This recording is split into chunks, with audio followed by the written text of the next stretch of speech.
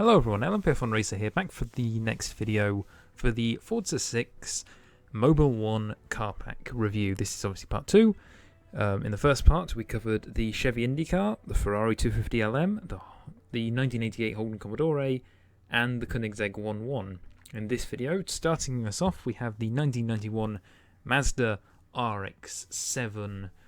I believe it's touring car it's supposed to be. I can't remember what these cars are called per se, but this is the car that's in the same class as the BMW M1 Pro car, the Ferrari 512BB/LM, the Ford Capri Turbo, and the car that was added in the last DLC pack that I also covered, the Lancia Beta Coupe.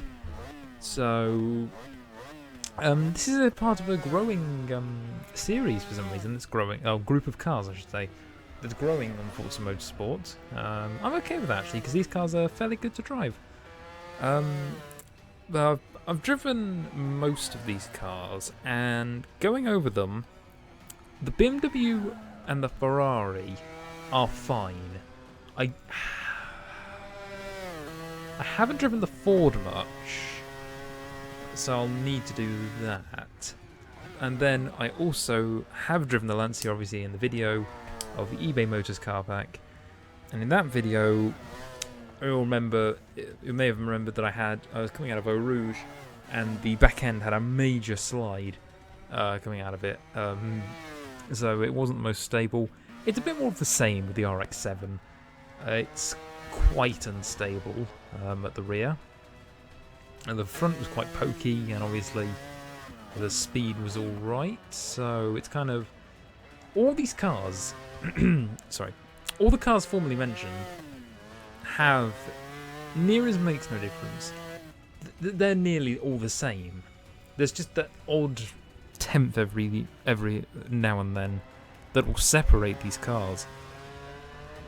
So really, they're all the same price.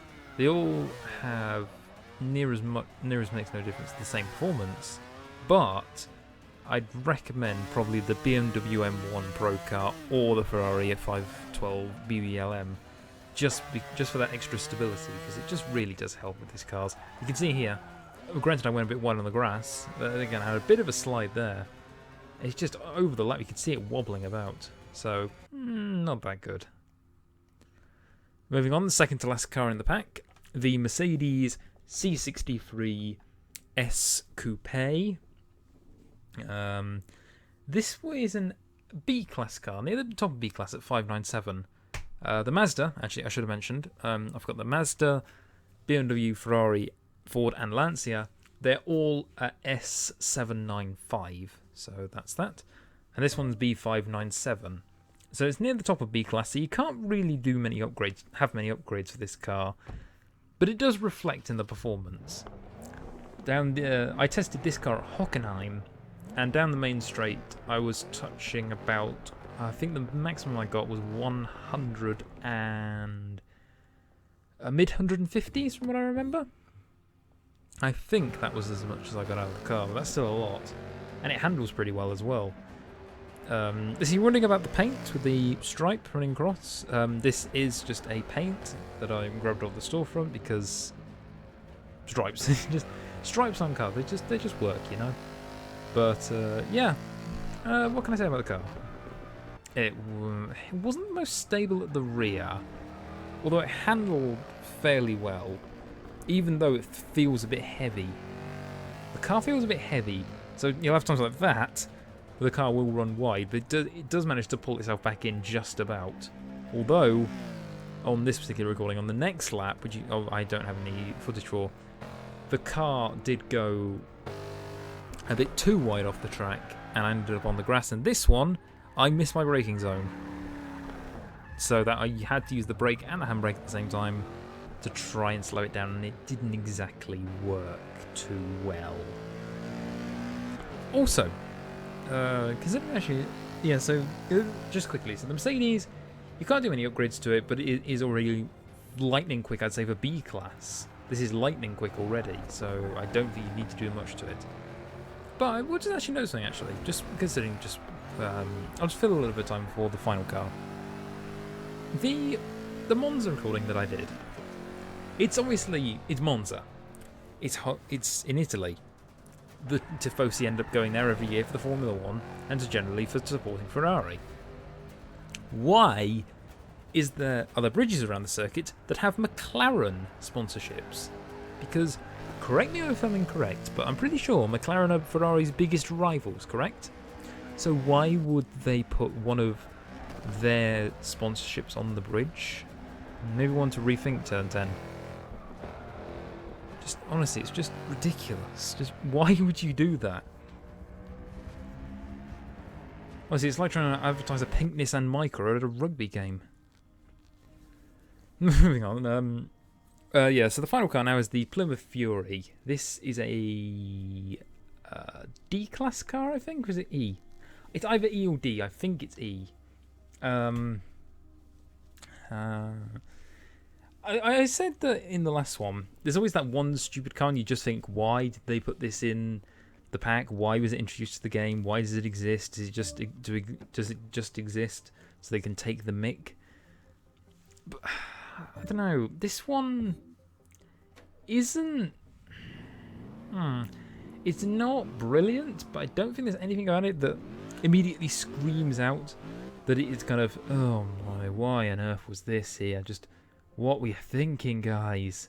Kind of thing. So, yeah, it's obviously made by Plymouth. E-Class. I can't remember its performance points. Let's have a quick look now, since I've got time.